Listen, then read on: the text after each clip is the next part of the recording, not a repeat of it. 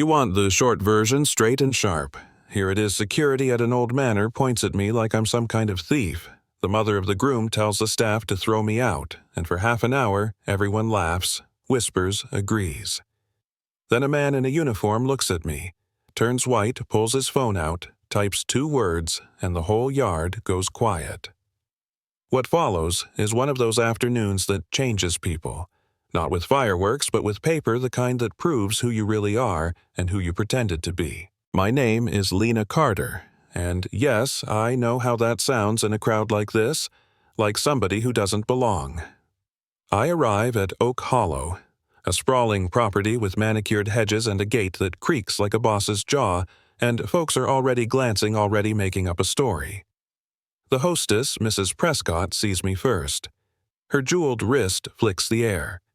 The word security snaps out of her mouth like she'd chosen it from a menu. Remove that woman immediately, she says, like she's asking for extra champagne. You could feel the room close in. The napkins, the silver, the little nods of approval from people who think they're watching a play about class. When they call you a stranger so loudly, something in you bends or it breaks. For a long time, I wanted to bend. Smile, apologize. Leave quietly. Tonight, I don't. I walk the path. I remember avoiding the loose flagstone by the old pond, touching the carved initials on the oak. Tiny things that feel bigger than what's being shouted at me. People whisper, servers stare, and a man who has been tending these grounds for decades, Luis, steps out from behind a hedge and his face says what 1,000 polite mouths won't, Lena. He knows me. He always has. Of course that doesn't soften the venom. Mrs. Prescott leans forward like a cat ready to swipe. You're trespassing. You have no business here, she hisses, and her circle of friends chuckles as if it's entertainment. A young woman in a pink dress crosses her arms and asks loud enough for cameras to catch the sound, "Who even let you in?" The crowd breathes like one body looking for the next scandal. Here's the thing about being humiliated by people who think money equals truth. They say trashy things and your head buzzes with all the comebacks you never said in the moment. Part of me wants to spit a sermon, part of me wants to cry. But what I do is sit down at a little empty table at the edge of the reception, pull out a leather briefcase, and begin to arrange paper like someone who knows how to wait. They interpret my calm as a swindle. Of course they do. They figure anyone who sits alone must be plotting something. A server edges toward my table, nervous hands trembling with a tray of water. I order a glass and keep my eyes on the papers. A friend of the Prescotts strides up all teeth and perfume and tries to make me leave. "This is a private event," she says, voice syrupy, the kind that always tastes of someone else's confidence. "You shouldn't be here." I look up slow because there's power in taking your time. "I'm here for the same reason you've always been here." I tell her quiet, and then I pull out the first sheet. A deed brittle with age, stamped and signed. You notice a difference when someone produces a document, something official, something that doesn't bow to loud mouths. Witness faces change like old film being developed, from amusement to confusion to a real physical shock. Enter Marcus Hale. Not a dramatic hero, just a cop who came with an invite and stayed because his badge always hums in his pocket.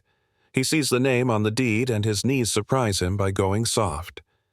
The guy who was ticking off the appetizers now looks like someone who swallowed a lemon.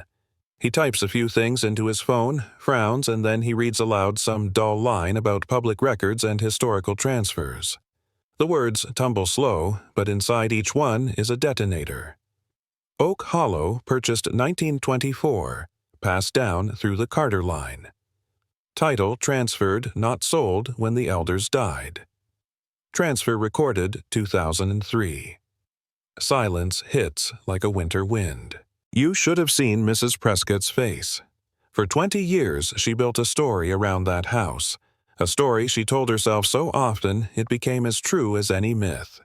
She had polite staff who nodded and pretended an attorney who handled sticky things quietly, a lot of small, convenient silences. Those silences begin to leak tonight. People edge toward the butler, who had been hovering like a guilty portrait. He goes pale, tears in his eyes, because the truth is a weight you've been carrying, and suddenly you find it in your hands. And oh, The cruel irony that pushes the plot further than any courtroom drama could hope to. The groom, Daniel Prescott, a young man with a past he nearly buried, walks up in his tux face ashen. He looks at me like he's seeing an old photograph for the first time. "Judge Carter," he says, as if naming me out loud will fold all these years into something tidy. 3 years ago, I sentenced him, not in spite, not in malice, but in a way that tried to make him see the damage he'd done and to give him room to do better. Community service counseling restitution, the boring kind of punishments that actually change people. Tonight he steps up to a mic and tells the whole crowd, slow and shaking, how I didn't lock him up for life but forced him to learn. He calls me the reason I could stand here.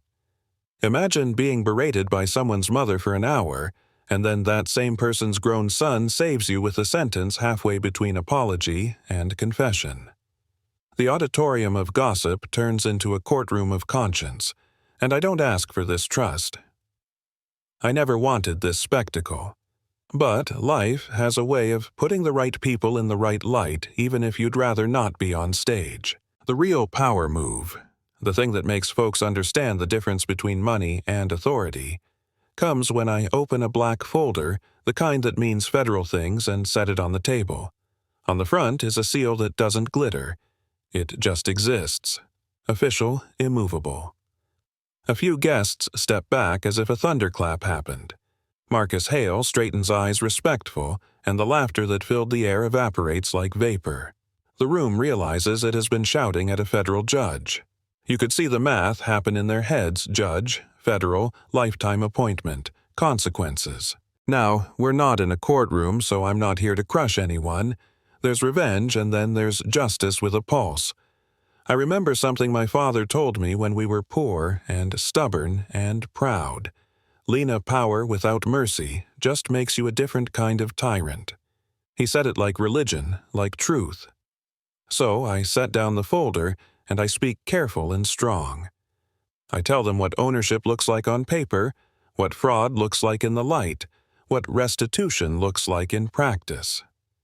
I say the words that undo a lie and offer the steps to fix it. Public apology, a trust to care for the grounds. Recognition for the staff who are always brave enough to tell the truth in whispers, and a scholarship in the Carter name for kids who deserve a fair shot. You'd think that'd be a mic drop. Instead, it becomes a test. Some people are relieved. The butler starts to cry. The groundskeeper bows his head. Luis wipes his hands on his trousers like the earth still smells of him. Some people are afraid. Lawyers are wolves in suits, but even they can smell the wind change. And some people are furious, because surrendering a lie is harder than being proud of the lie. Mrs. Prescott wants to call her lawyers to threaten to make it ugly. I let her have her moment. The show of rage buys time for a real resolution. Here's the part I want you to feel I could have torn them down, paper and all. I could have made them small in front of their guests, in front of their children, in the only place they thought they were untouchable. But the version of me that sits at a table with paper knows better. Justice is not a spectacle, it's a repair. So I offer terms that make them own what they did, make them compensate the people they harmed, make them fix what they broke. It's a plan that humbles them without destroying their family overnight, because destroying people doesn't help anyone who still needs to be part of a community.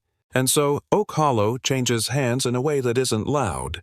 Signatures, meetings, an awkward press release, but it changes. The crest is brought back to the gate. The scholarship goes to the first kids chosen by Luis. Thomas, who swept the leaves for 40 years, gets the recognition his hands earned. Mrs. Prescott is left to rebuild her dignity in ways that require real work, not fashion. Daniel Prescott marries that night, but he marries with a new kind of weight on his shoulders. A debt repaid, a life redirected. The guests leave with a story they'll tell for years, some with shame, some with pride, none left unchanged. I won't pretend this is all neat. People still argue online, neighbors still whisper, and some folks will call me cruel for making conditions. Why not forgive, they'll ask. But forgiveness without accountability is a coin with no value. There is a place for mercy, and there is a place for truth, and sometimes they must sit across the table from each other and learn to compromise. So here I am telling you this because I've been the one shooed away, and the one who had to stand and prove a history that belonged to my family. I have known what it's like to be dismissed by a room full of people who decided your value based on where you sat at a party.